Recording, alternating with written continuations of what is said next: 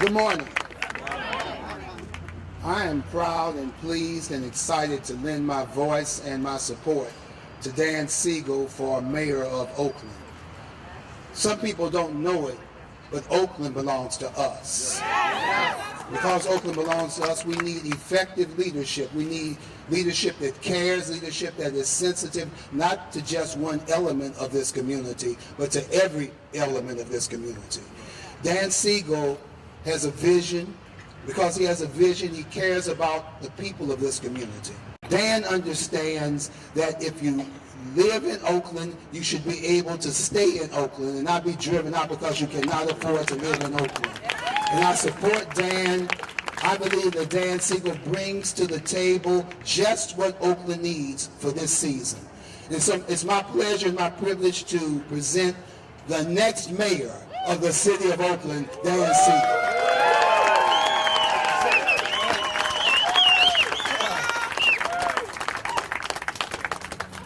Well, thank you, Pastor Mayberry, and thank you all for being here. I am really on the verge of being overwhelmed.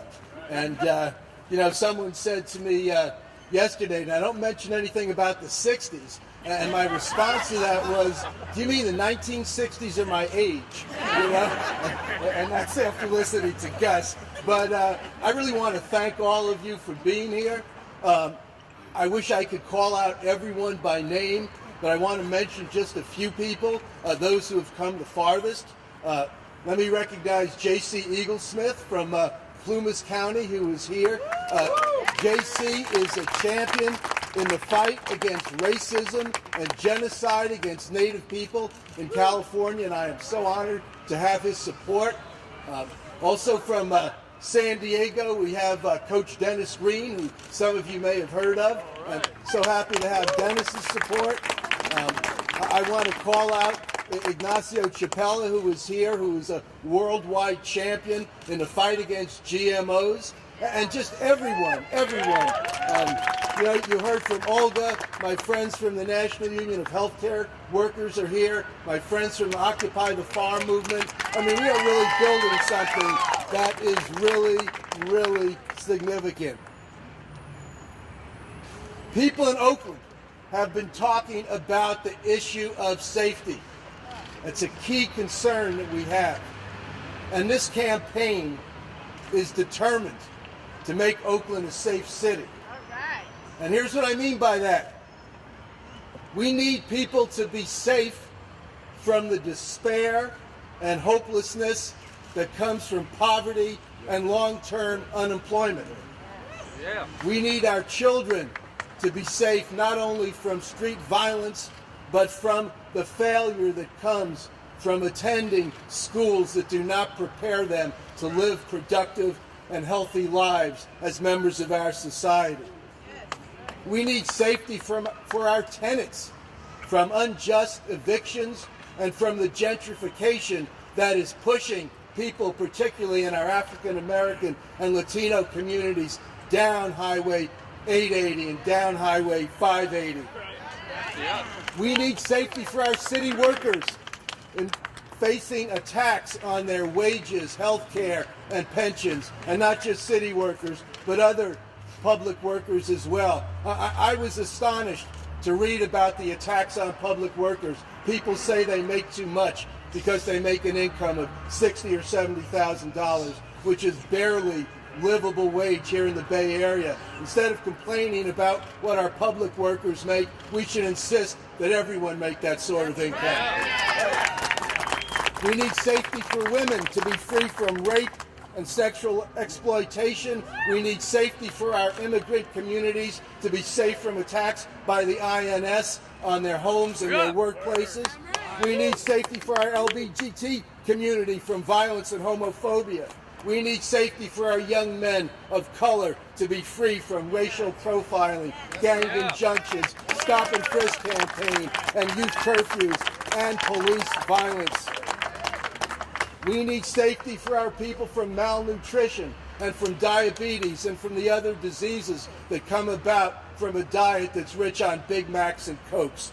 And we need safety for all of us from government spying, whether that's from the NSA or our own homegrown DAC. And I have said before that if we are successful in this campaign, the DAC closes the next day. Okay?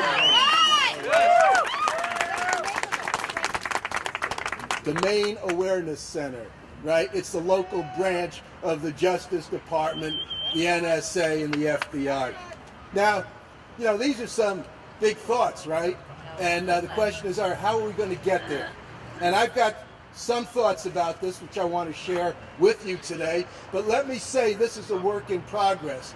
And it's intentionally a work in progress because this campaign will succeed in creating a vision and a program for change if we all participate in it, right? So this is an outline, but we need all of you to sign up, work on the program committee, come to our meetings, and help develop a program.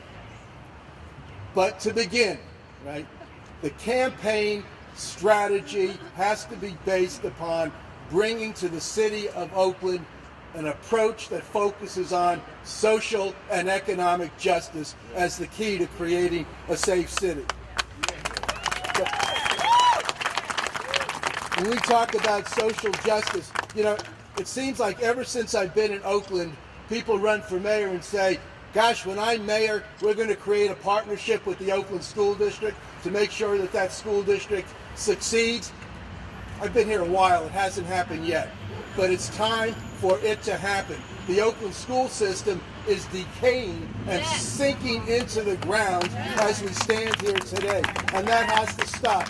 Every child deserves a quality education. Every child deserves a safe school. Every child deserves an opportunity to grow up and to succeed in life. And we have to make that happen through a partnership. When I'm elected, I'm going to meet with the superintendent of schools once a week to talk about our joint programs. We are going to create quality preschool programs for every 3- and 4-year-old in the city of Oakland. And why? Because quality preschool programs are shown to be the greatest and most effective thing that we can do to level the playing field between children from affluent backgrounds and children from poor backgrounds. And it's time to do that. Actually, when Al Gore was running for president, I can't even remember how long ago that was, we had a plan to bring quality preschool to Oakland. That's how long we've been talking about this plan. We need after-school programs for every middle school student. And the way in which we're going to do that is that we are going to keep our schools open in the evenings and the weekends as places where children can study, have after-school recreation, where their parents can come in the evening and take classes, adult education, whether it's English as a second language or arts or whatever it is that people need. And we're going to make these schools into community centers where people can come together and know their neighbors and be able to take action together to help create safety. And we will bring to those schools, in cooperation with the county, immunization programs and other health programs that we will bring to 60 neighborhoods in the city. We will also deal with the issue, which is so critical, and people are becoming aware of it, of food security. We need food security in the city of Oakland. We need to promote the idea of neighborhood gardens. We need to make sure that we have grocery stores throughout the city, not just in Montclair, but everywhere, so that people can get healthy, nutritious food at reasonable prices. Now, there's some controversial parts of this, and I'm not going to shy away from controversy.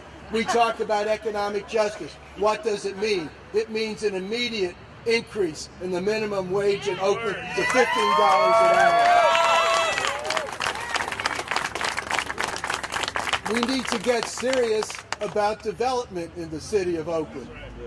It's wonderful in some way that developers are coming to Oakland and say, we want to spend money, we want to spend hundreds of millions. I even heard someone wants to spend $1.5 billion. That's great. But, and here's the but, what's in it for us? Okay? We're not open for development to make a few developers rich. We'll be open for development provided that they agree in exchange for that building permit to create jobs for Oakland residents and to create housing that Oakland residents can afford. Half the housing has to be low and moderate income housing, again, so that we are not pushing our people down the freeway so that they can continue to live here. And we need tough eviction controls, and we need to think about how we can develop worker co-ops as ways to employ people so that they can work, make an income, provide for themselves, and contribute to the economy. Now, of course, people want to talk about the police, and I'm happy to talk about the police. There seems to be a conflict in some people's minds about whether you can have effective policing and policing that actually protects people.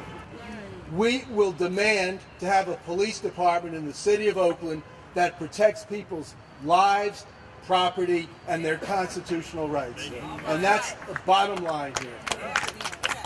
We need to end both the court oversight of the city of Oakland's police department and the practice of paying out millions and tens of millions of dollars of judgments in order to resolve cases of police abuse. And the way we will end that oversight and those lawsuits is by having a police department that reflects the city of Oakland and that works with and respects our people so that we can have a safe community. Back in 1996, some of us, including me, worked on an ordinance for community policing in Oakland. That ordinance is still in effect. It's just never been implemented. It's time for it to be implemented. What that means is that the police department is reorganized. It is decentralized. We build the department not from the top down, but from the bottom up, where officers are assigned to our neighborhoods and they're assigned to work with the community to devise strategies. You know, it's interesting, as someone who has done discrimination law for a long time, one of the ironies is that in terms of dealing with racial and gender equality, one of the most effective agencies for doing that, more effective than corporations or universities, is the U.S. military. And you know why that is? Because people give orders and take orders. And the police is supposed to be a paramilitary organization. Well, it's time we had a chief who had the guts to give orders that citizen abuse has to stop and that officers who engage in citizen abuse can look elsewhere for a job. And we just need to do this immediately. So that's what this administration will stand for and will accomplish. But let me end with this. I was at a retreat with some friends a couple of months ago, and one of the conversations was, what is your theory of change? You know, and that's a conversation that some of us have been having for a long time. And I'll tell you my theory of change. My theory of change is that the people make history. Not leaders, not government, the people make history. So if we are going to accomplish the kinds of ideas that I'm talking about, that will require the involvement of all of us and 10 times the number of people who are here today. We used to call it participatory democracy. It's an old phrase, but it has a lot of currency today. And that's what we need to do. We need to build and grow, empower the people of Oakland to organize themselves, give them support to do that, to determine their own destiny. That's the way, that's the only way we will have a city that is prosperous, that works for our families and children, and that is safe in the true meaning of safety. Yes. And let me start with this, end with this. There's been kind of conversation in New York and Jackson, Mississippi, and Seattle about the change that's taking place. I think that's terrific. Oakland is the most progressive, the most diverse, the most wonderful city in the United States, and there's no reason that we should not be leading this movement so that we are not talking about Dickens' Tale of Two Cities, but instead talking about Augustine's City on a Hill. Thank you.